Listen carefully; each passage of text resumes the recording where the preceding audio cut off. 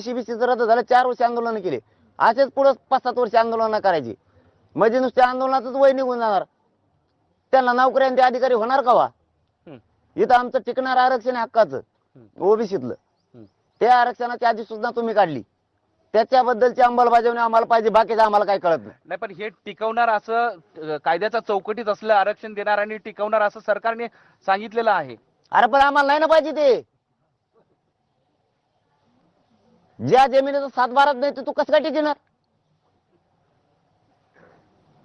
ज्या जमिनीचा 7/12 तेच कोर्टात टिकणार की ही जमीन तुझी, ही ताबा कर, ते टिकतच नाहीये, ते तू बार देणार, ते 50%च्या वर जात.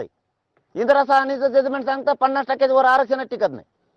अरे मराठे हुशार झाले बाबा, आता इथून मागे तुम्ही आम्हाला तेच शिकलं, आम्ही टिकणार दिलंय, ईसीबीसी टिकणारच होतं, कमून वाटलं झालं मराठ्यांच्या पोराचं.